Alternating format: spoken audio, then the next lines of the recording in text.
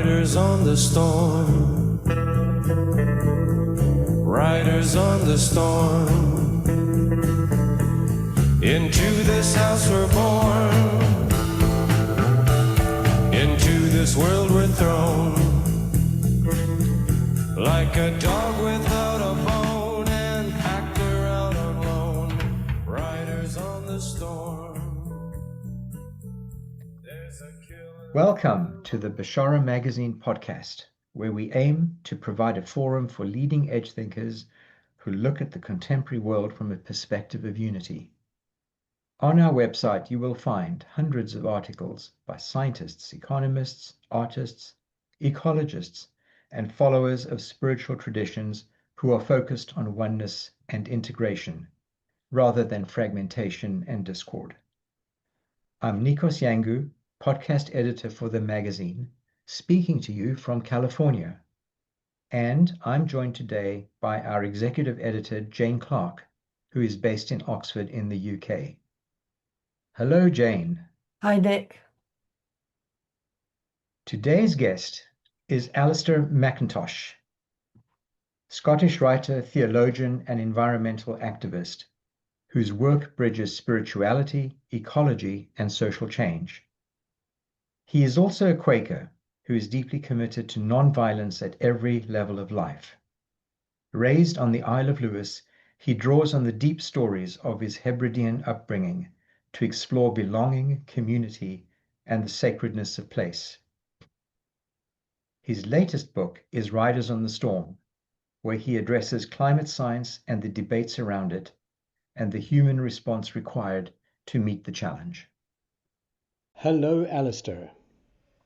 Hello, Nick and Jane. It's lovely to meet you and to see the human face of your wonderful magazine, Bashara. It's lovely to have you here, Alistair. So can we begin by asking you about probably what's the most basic thing that you say in your work? So I know that you regard the environmental crisis as the most important challenge that we face as the human race today. And it is, to paraphrase a line from the Doors song, with which you name your latest book, it is the world into which we are thrown. And you say that it is where the evolution of conscious life on Earth has brought the planet to. So as such, you regard it fundamentally as a spiritual crisis, not just a matter of material exploitation or technology. And we'd very much agree with this. Could we begin by asking you a little bit about your own spiritual background as a committed Quaker? Were you brought up in the tradition? No, I wasn't brought up in the Quaker tradition, Jane. I was brought up in the Isle of Lewis. My father was Scottish, my mother was English. I was born in Doncaster in England in 1955. I've just turned 70. And when I was 4 years old in 1960, my father, who was desperate to get back to Scotland, went to the island where his uncle had been the first surgeon in the hospital, and where, although we didn't know it at the time, we actually had very, very distant relatives. And that was the Isle of Lewis in the Outer Hebrides of Scotland, famous for its very strong form of conservative Calvinist religion. But intriguingly, Jane, you mentioned the Doors and my line from the songs, or my use of the songs, Riders on the Storm. And when I saw, a minstrel like Jim Morrison was, though I can't profess to have known his work well because it wasn't exactly what we were raised on when I was growing up in Lewis, but when I saw the name Morrison, I kind of thought, that name is actually an anglicization of the Gaelic name MacGill Vora. Vora is the Gaelic specific name used for Mary as the Virgin Mary. Therefore, the anglicization as Mary's son, because Mac means son of, McIntosh, Taoiseach, son of the chief is the literal translation of that. So you've got Morrison meaning son of a Mary. And I thought, that's a very Hebridean name. I grew up amongst many Morrisons, and I dug into a bit, and sure enough, his Scottish ancestors had roots in the Isle of Lewis. So I didn't know that when I was writing Riders in the Storm about climate change. But I grew up in this conservative Protestant context, much of which I rejected because of the emphasis at that time. It's changed a lot now on hellfire and double predestination. You're either one of the elect or one of the damned. And then in the 1980s, I encountered Quakerism, and that spoke very deeply to me because of its mysticism, because of its emphasis on listening for the movement of the spirit, and because of its non-violence finding expression in social action. So, Alistair, in your latest book, the subtitle for Riders on the Storm is The Climate Crisis and the Survival of Being. And in the introduction, you write that your aim is to go beyond the outward science, policy, and politics of climate change and use it as a springboard to examine deeper questions of being itself. Can you say more about this, please? Well, for that perspective, I have to thank some of my many mentors, and particularly in the late 1980s and into the early 1990s, I was on the board of a Scottish organisation, the Scottish Church's Action for World Development, which brought a critical, penetrating, opening up the deeper layers level of critique of what development is and what it means to be a human being in the world. Now, it so happened that around 1990, the great Spanish, Indian, Christian, Hindu philosopher and theologian Raymond Panikkar was giving the Gifford Lectures, which is a very prestigious, in fact, I would say the most prestigious theological lecture series in Scotland on the theme of natural religion. And those lectures found publication some 20 years later in the book published by Orbis and Maryknoll, The Rhythm of Being, subtitled The Gifford Lectures. Now, we in Scottish Church's Action for World Development hijacked Panikkarji while he was here, and we had him come to Glasgow, from where I'm speaking to you just now, and in a hard-pressed area of Glasgow, an area with a lot of poor people, Govan, which is where I live, not in poverty, I would say, but in sufficiency, but surrounded by a lot of people living hard-pressed lives. So Panikkarji came to Glasgow to a hall about just a mile down the road from where I'm sitting just now. And he spoke to a conference theme, which was about the meaning of development, called No Life Without Roots. That unless we have deep spiritual roots, we have no life, and therefore there can be no meaningful development in the sense of the original French Latin etymology of that word, de envelopper, to unfold the envelope.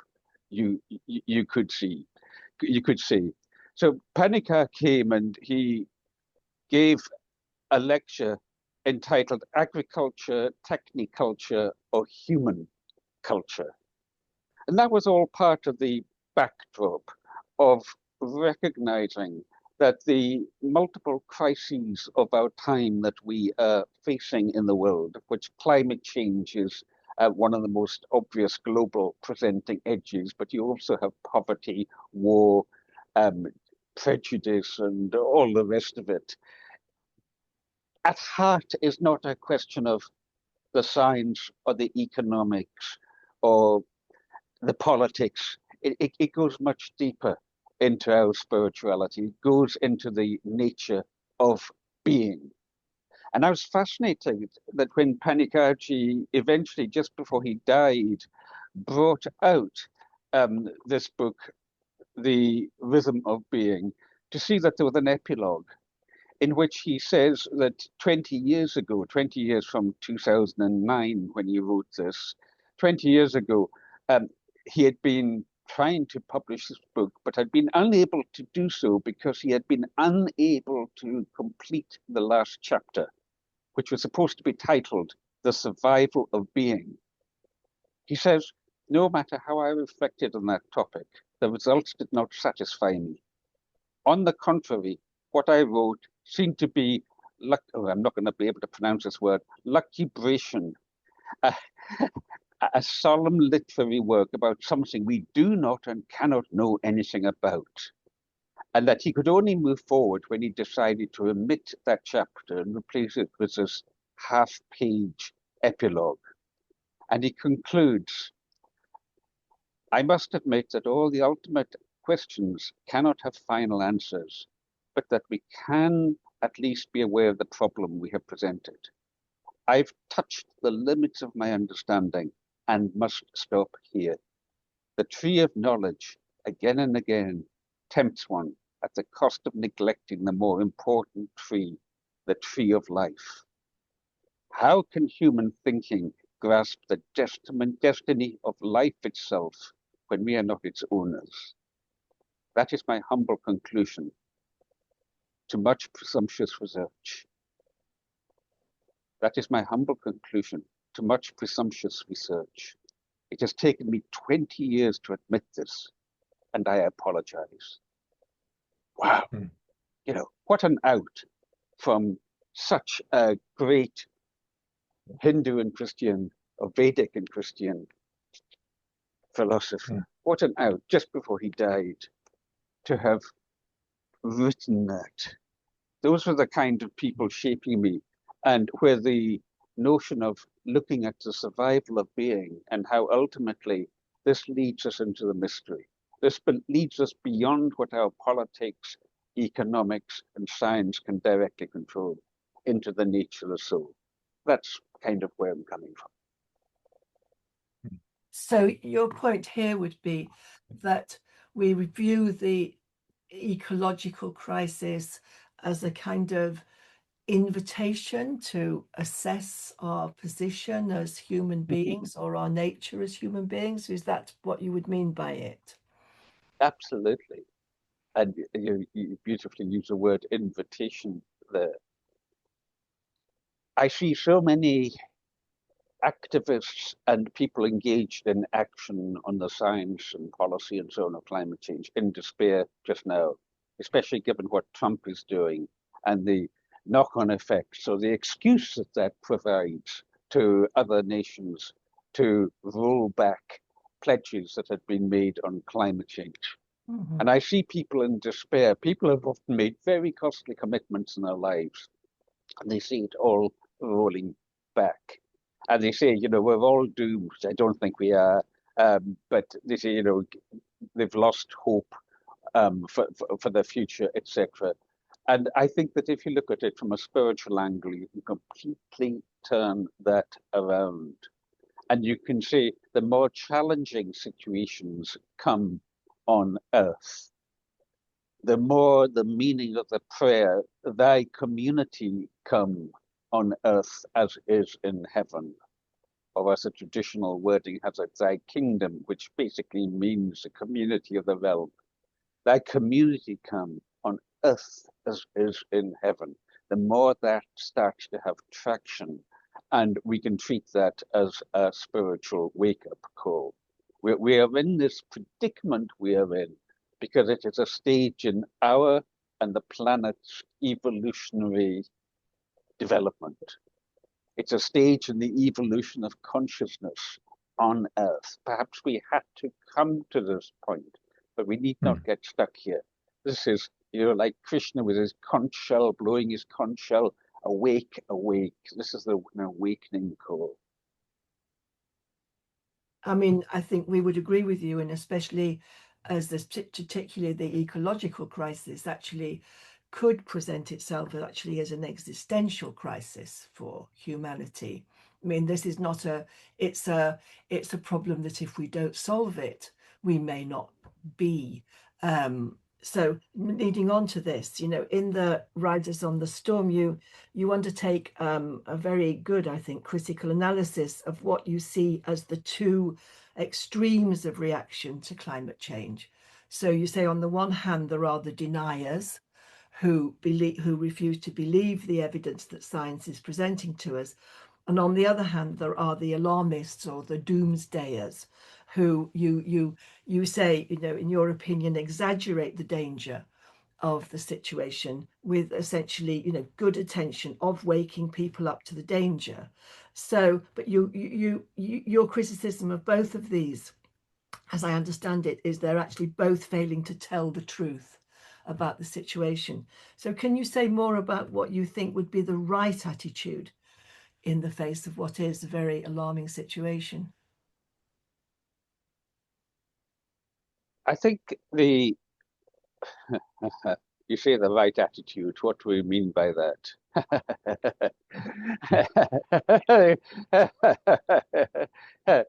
And he thereby falls into the trap of presuming to be able to say what is right, having just read from what I read from Panikaji. 20 years, and I apologize.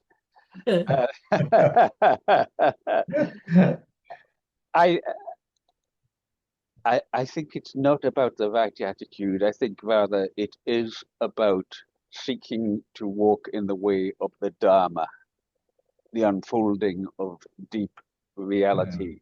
Dharma, not just a static law as it's sometimes translated, but Dharma as a dynamic force, and the dynamic opening of what Christ called the way, the truth, and the life.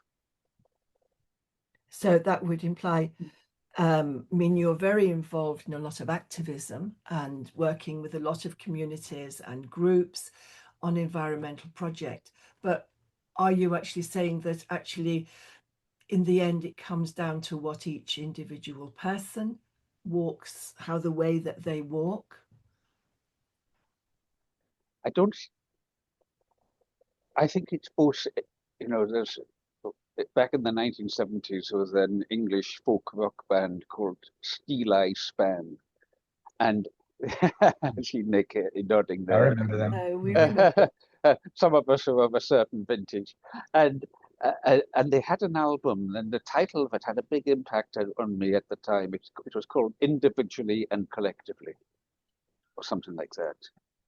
And it is about doing both our own inner work and also doing the outer political work that we are called to in these times. But, you know, in Hinduism, or the Vedic tradition, however you want to call it, they have this notion of karma yoga, the yoga or the path to union with God that comes through work.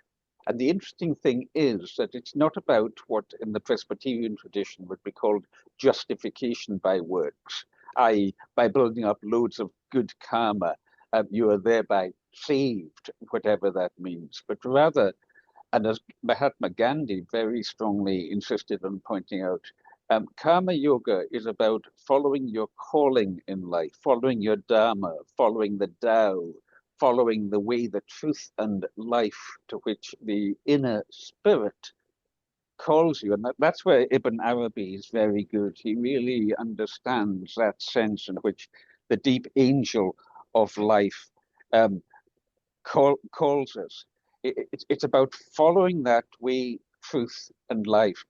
And yet, as the Gita, the Bhagavad Gita puts it, renouncing the action, renouncing what follows from that, renouncing in the sense of not being attached to it.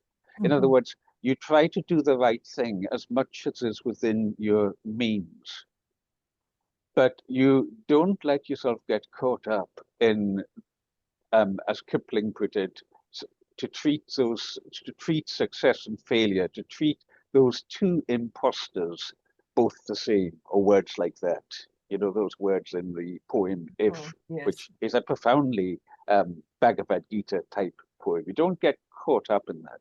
Now, one of the consequences of that is that it allows us not to not to be inflated, not to have our egos inflated when our work is successful, but equally not to be downbeaten when our work in an outward sense is unsuccessful.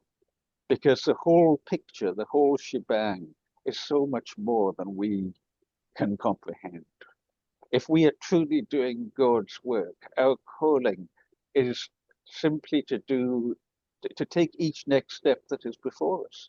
Mm-hmm. Each next step before us, no matter how great, no matter how humble, and trust to the greater picture. And anything else is spiritually hubris. Now, I find that very powerful when it comes not just to climate activism, because climate has actually been a small part of my overall work. My overall work is fundamentally about community, about relationship to land and place, about what it means to be a human being. So it's not just about climate change, but it's about so many other things that hit us in life with successes or setbacks, and an attitude to being that says, thy will be done. Or as I translate that in from the Lord's Prayer, thine opening of the way be done, or thine opening of the way be shown to us. Opening of the way is a very favored Quaker expression. We seek openings of the way when we're in a stuck place. Now, by the way, the criticism of what I've just said to you just now is that kicks it into the spiritual long grass. People will say, yes, but what are you going to do about the ever-escalating level of carbon dioxide and the political inaction? And I say, well, friend, and this is where my criticism of alarmism in climate change comes in. I say, well, friend, unless we're going to do it in ways that move with democratic process, then the only way we can do this is by persuading our fellow humankind to live differently. And that means doing our own work alongside engaging socially. And then my critic will say, oh, but that's not going to be fast enough. So I'll say, well, tell me then, what are you proposing? Are you proposing some kind of green fascism? Are you proposing subverting democracy? And that, incidentally, is my criticism of the idea that citizens' assemblies should be given sovereign, i.e. legislative power, because it's all very well for the 100 people who might have spent a few weekends away being educated about an issue to make wise decisions. But what about the millions who might feel that they are not represented by that process? Are you going to bypass democracy? And if you do, my good friend, have you considered that you might be legitimizing approaches to politics that other people who might be less sympathetic on environmental or social issues could equally use to justify bypassing democracy? That usually gets them thinking. So easily we move in bubbles. We don't think through the unintended consequences of our otherwise seemingly good ideas. So sometimes we just have to roll with it. We have to roll with the suffering. We have to roll with the despair, and yet not let it stick to us. Remember that karma yoga principle. Do not be bound by your actions, or indeed the actions, the karma, that is, of the world around us, but live to a higher calling, a Moody Blues. Nick, if you're the same sort of age as me, you might remember the Moody Blues and their wonderful album In Search of the Lost Chord. And the final song, Om, or Aum, as they pronounce the two chords, Aum. And that wonderful line, far away the distant sound is with us every day. The rain is on the roof, hurry high, butterfly. The clouds go past my head. I know why the sky so high. Aum, Aum. Heaven. The world turns slowly round. Can you hear the distant sound? It's with us every day. Do you know what it says? Oh, There you have it. The world turns slowly round. Can you hear the distant sound? Can you hear the divine pulse? What Panikaji in his gifted title called the rhythm of being.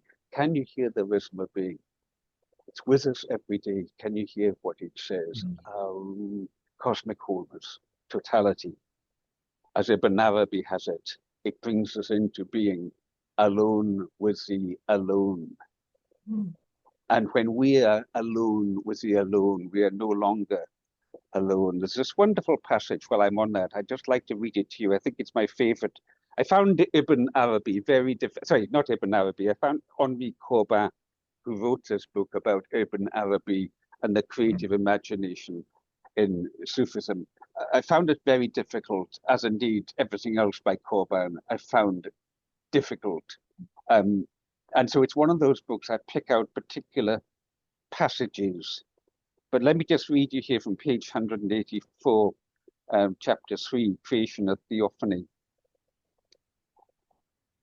It will first be necessary to recall the acts of the eternal cosmogony as conceived by the genius of Ibn Arabi. To begin with, a divine being alone in his unconditioned essence, of which we know only one thing, precisely the sadness of the primordial solitude that makes him yearn to be revealed in beings who manifest him to himself as he manifests himself to him. And then it hinges on a hadith, an oral saying from the Islamic tradition, one which incidentally the scholars debate as to whether it is a true hadith or not, but I think spiritually it's very true. And the hadith is, I was a hidden treasure. I yearned to be known. That is why I produced creatures in order to be known by them. So you've got this incredible vision of the primordial divine being alone in that primordial nature. And then setting forth, as the Gita so perfectly describes it, you're unrolling the aeons of creation, the multiple cosmoses, and all the rest of it, letting forth the whole shebang, Big Bang and beyond Big Bang, and all the rest of it. And giving it freedom. And that is a critical thing, that love to be love must be free love. Giving it freedom. And so when people say to me, but, how can there be a God when he, they always like to call God he, when God's self allows such suffering in the world, such evil to be carried out, the answer that I would have to that is that unless we have freedom, including freedom not to choose the way, the truth, and the life, then it cannot be free love. And so we must be patient through those unfolding aeons of time, in the same way as God in time is patient as the processes of time gradually fulfill themselves into eternity. That, by the way, is where I'm very grateful to my island Presbyterian tradition, because those people I grew up amongst have a very deep sense of the eternal. They have a very deep sense of time being situated in eternity. Their mysticism, I think, was hidden to me as a youth, because the Calvinist overlay of their religion was so objectionable in certain ways. But as I've learned to cut through that, and also as the community itself has evolved through contact with the wider world than with the world of the 1960s when I was a boy, as things have moved on, their spirituality and what I got from them has become more and more clear, Jane and Nick. And I'm more and more grateful for it. And I therefore often refer to my roots being Presbyterian, Hebridian Presbyterian, as well as my chosen path of Quakerism with a lot of interfaith built into it.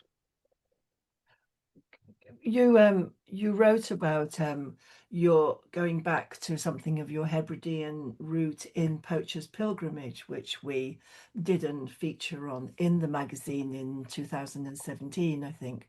And what was very striking about that was how much you talk about the role of myth and folklore and poetry, not as kind of as we might in the post-enlightenment world think of them as fantasies, but as real ways of knowing. So you see the imagination like as a real faculty of perception. And in this, you are very much in line with Ibn Arabi and other people like we've covered in the magazine, like William Blake or the Coggy Indians. So going back to this, how do you see this talking about the environmental issues or the crises that we're in? How do you understand the role of the imagination in helping people and communities to find their role in the world?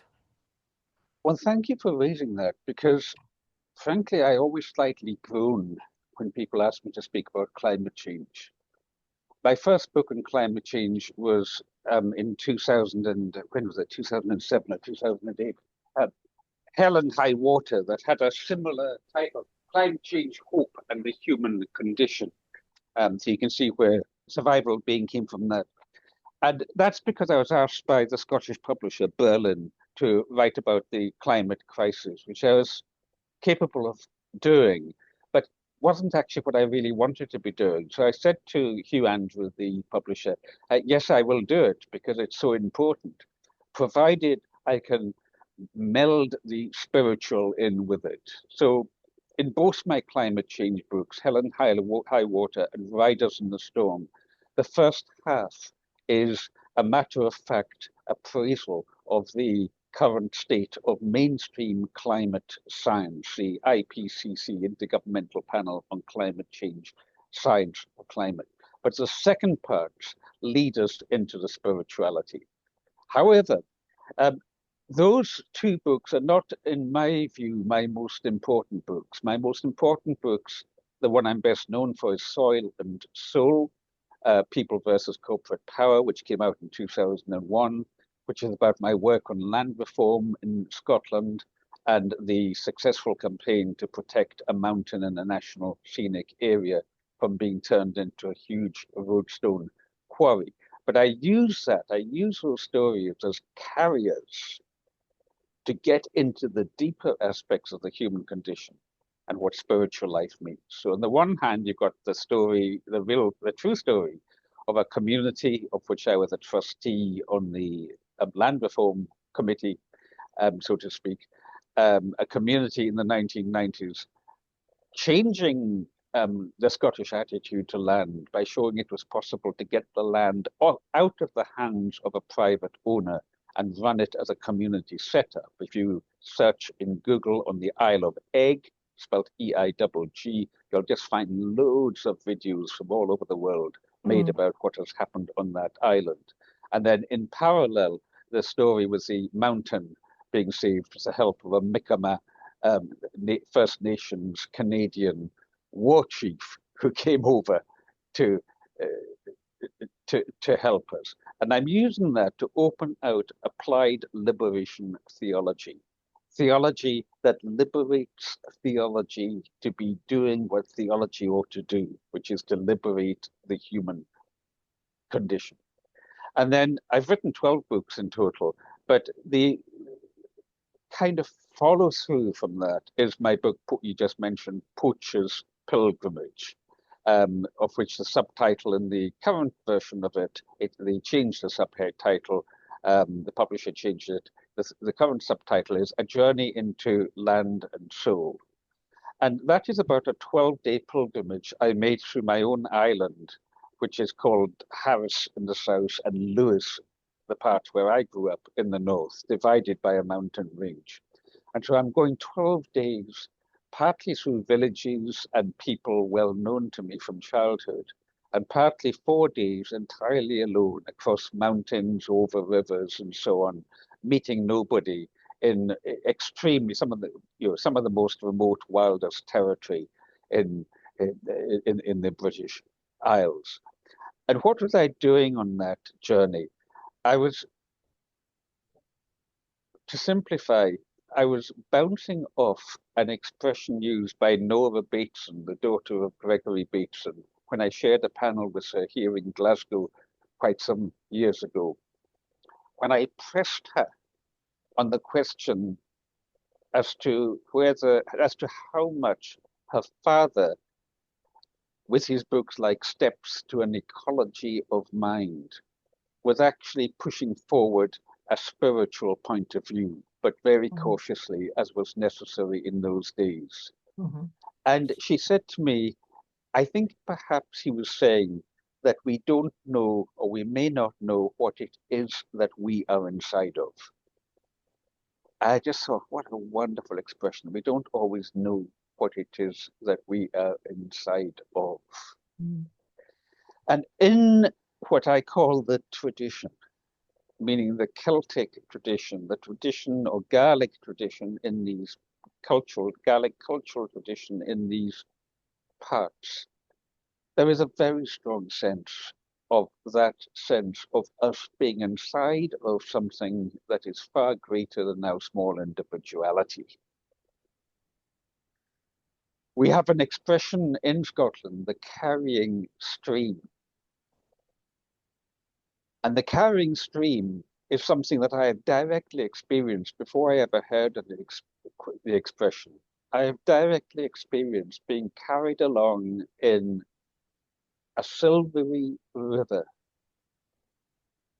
made up of the voices of the old people in a particularly high charge situation to do with the Isle of Eigg campaign. And I described that experience in Soil and Soul. And then I discovered, and I'd experienced it once or two other times, sense of being caught up in a kind of underlying river. I want to say that I'm not talking about something totally fringe here. A jubilee of the School of Scottish Studies at Edinburgh University, the ethnographic department, if you like, and it's titled The Carrying Stream Flows On, as it's celebrated. You can see the ethnographers with some primitive recording equipment at work. So we have this sense that there is something underlying, and this is why some of our great poets or cultural writers, people like Hugh MacDermott or John Lorne Campbell of the Isle of Canna, had a very soft spot for the writings of Jung, because Jung, of course, speaks of the collective unconscious. And what they realize is that we already have that deeply embedded in the tradition, but not in ways that would be immediately obvious to the outsider looking in, because it is what we would call the Shian. Now, in Gaelic, and I should say I'm not a Gaelic speaker, I just know a few words, but in Gaelic, the word she, S-I-T-H or D-H-E, means two things. It means the word peace, but it also means fairy. But the fairies in the tradition, like the kind of elemental beings that Ibn Arabi was on about in Henri Corbin's book here, the fairies in our tradition are not kind of Tinkerbell with wings and little bells and what have you. That not that kind of approach. Fairy instead is, as the late John McInnes of the School of Scottish Studies, who was born in the Isle of Lewis and then grew up in Rassay, as John put it, the fairies are a metaphor for the imagination. And so you see the link there with Corbin on Ibn Arabi, because this is all about the creative imagination. And the Shian, the fairy hill or fairy knoll or fairy fort, as they call it in Ireland, the Shian is a hill, literally and metaphorically, on which you fall asleep. The great birds, the Macrimans, the great birds and pipers, the Macrimans, the O'Carolan in Ireland, they fell asleep on the fairy hill. And it said that if you do that, when you wake up, you will either be mad or you will have the gift of the bard, the poetry, the music, the storytelling.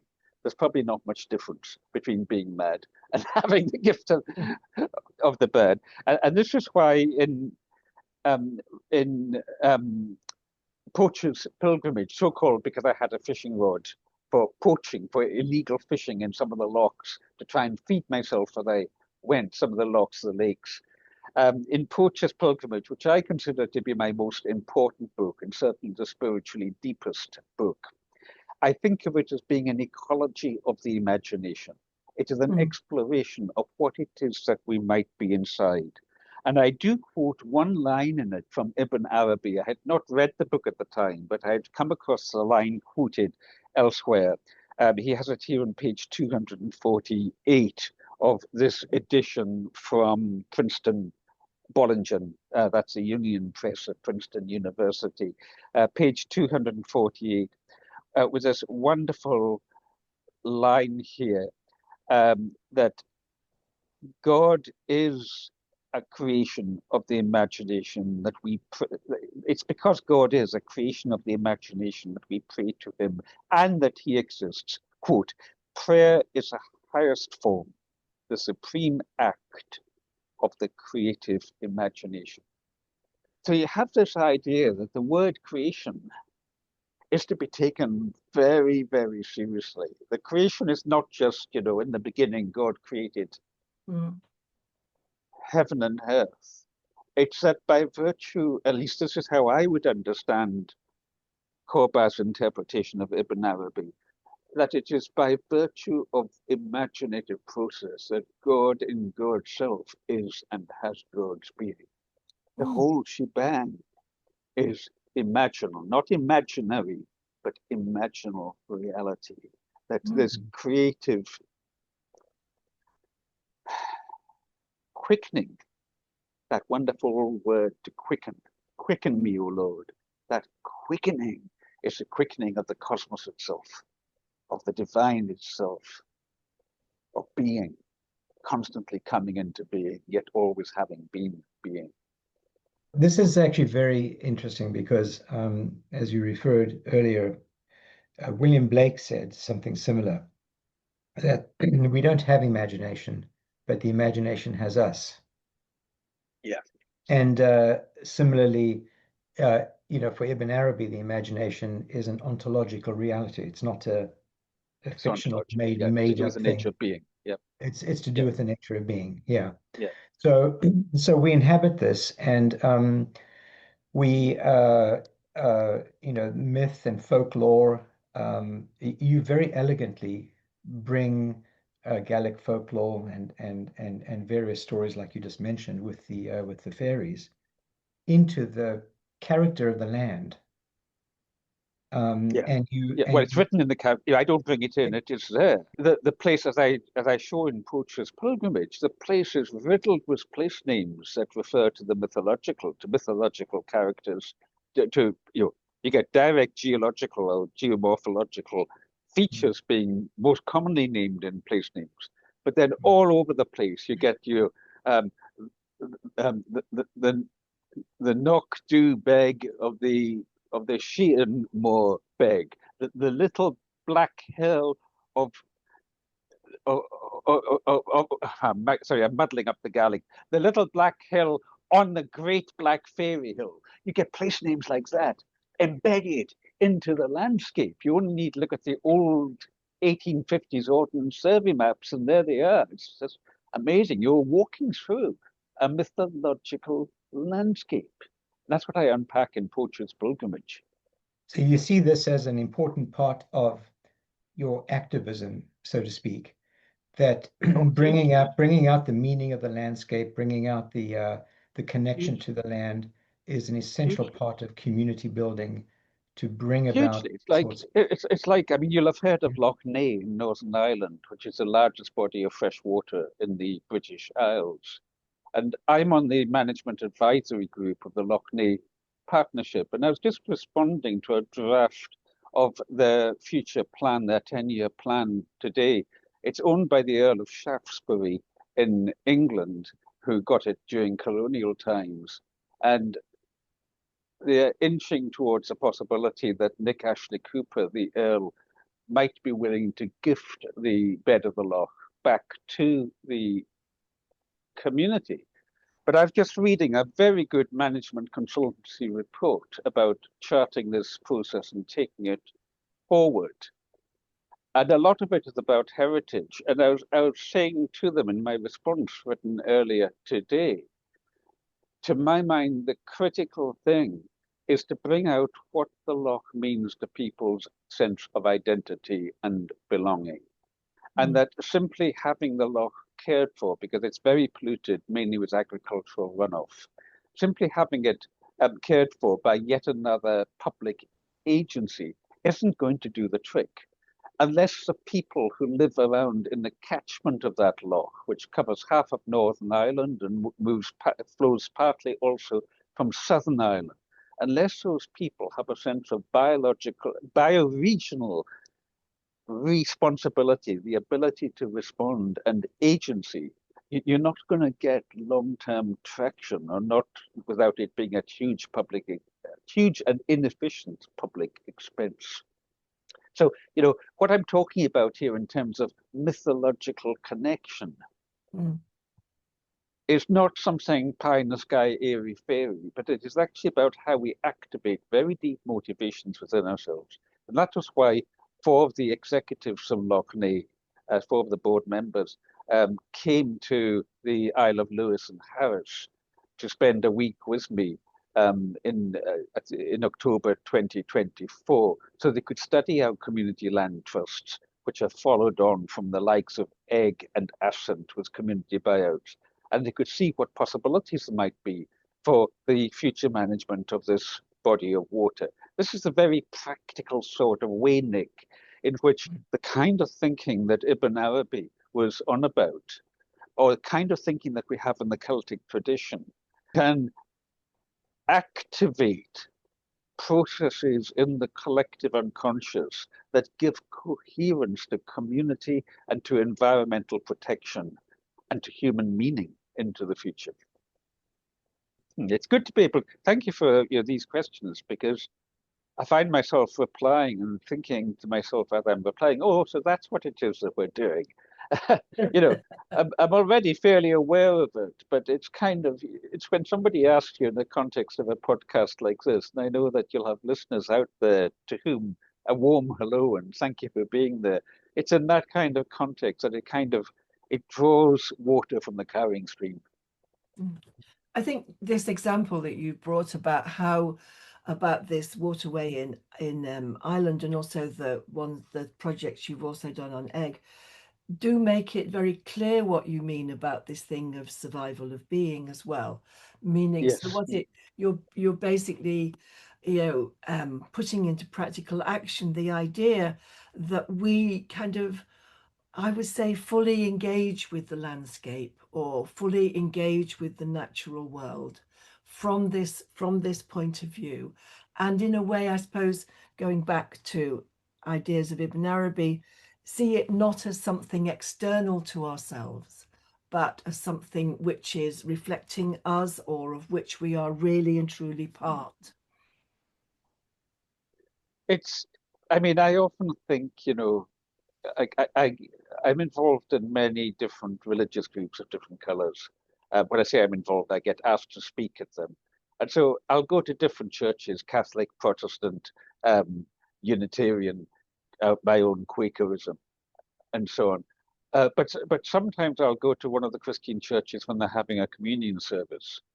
And depending on the context, including even in some Catholic contexts, there may or may not be an invitation to participate in the Eucharist, in the communion service, with the bread and wine. This is my body. Do this in anamnesis. Do this in memory, not just memory in a shallow sense of remembrance, but I would say bringing back real presence outside of space and time.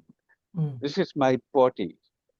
Do this in memory of me. This is my blood. Do this in memory of me. And what's the bread and the wine symbolizing there? Now, there's many different ways that people of spiritual life have interpreted that. They all have their own ways, but my way is that the bread represents the fabric of the universe. The bread represents material reality.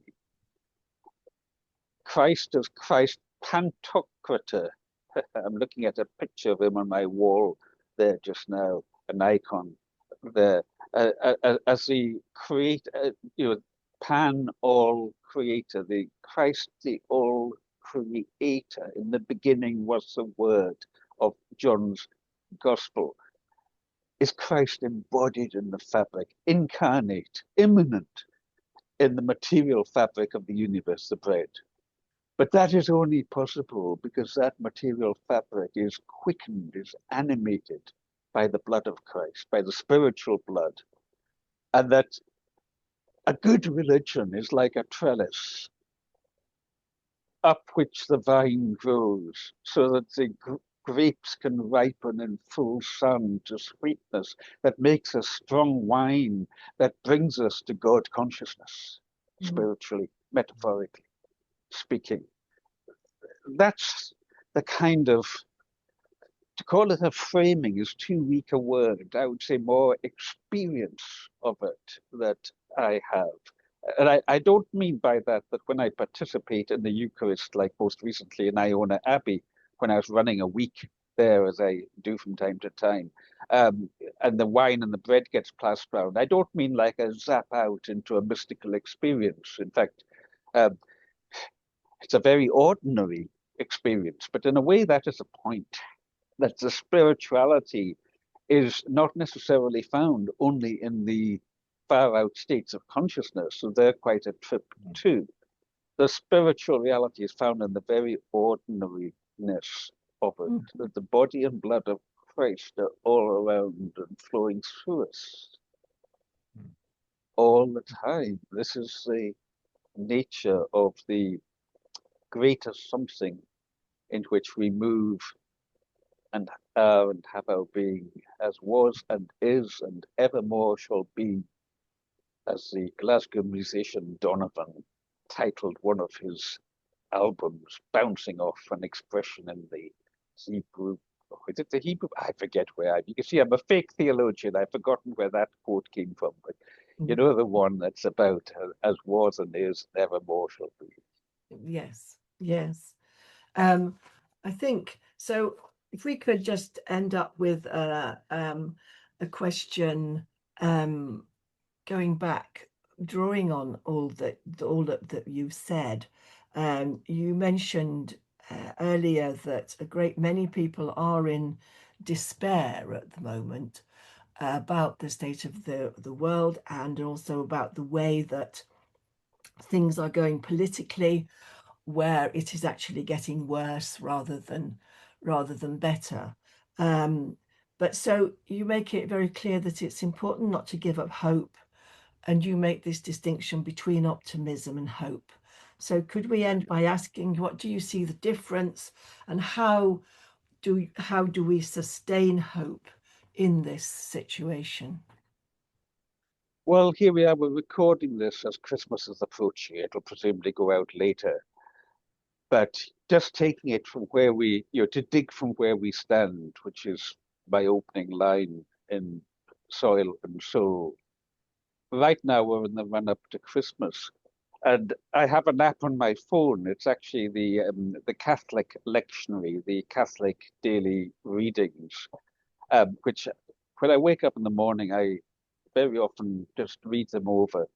And just now it's full of the Christmas story stuff. And you keep on getting, the angel keeps on turning up. It turns up to Joseph and Zacharias and Mary and the shepherds out on the hill. Always makes me think of those childhood rhymes as shepherds watched their turnip tops all growing in the field. Oh, a bit of irreverence is good for us. But the angel turns up, and what's the first thing the angel says? The angel says, "Fear not. Do not be afraid. Do not be afraid." And as a commentary that I was reading this morning, based on one of the lectionary readings, was pointing out that is the call to awareness, a call to awakening. Fear not, do not be afraid, is at the same time saying, hark, wake up, the herald angels thing.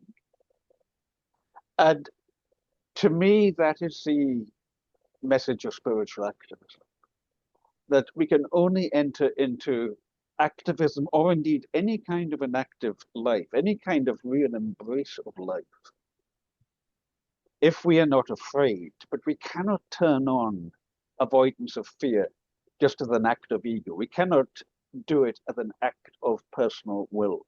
The way in which we become not afraid of what life throws at us is by anchoring into the God self, anchoring into the divine being. Because that, another way which we don't have time now to talk about, but that is something which can be very experiential, that can be very real, that in times, well, as I used to lecture regularly to the senior military, and as one officer told me, his job had been to train the soldiers what to do if they were captured and tortured. And he said, you may find yourself so reduced in everything you think you are, that the only thing you will have left is God. Now, we don't have to wait until we are tortured, but when we see the earth being tortured around us, when we see the poor being tortured, when we see the oppressed being tortured, and when we stand in solidarity with them, fear not, hark, the herald angels sing. Wake up, all shall be well, all manner of things shall be well, because this is about the unfolding of nothing less than divine love, of which we are integrally a part. I think that's a wonderful epilogue for the whole question around this crisis of being that we've been discussing. Thank you, Alistair. Thank you, Nick and Jane. It's been wonderful spending an hour with you and your unknown to me audience out there.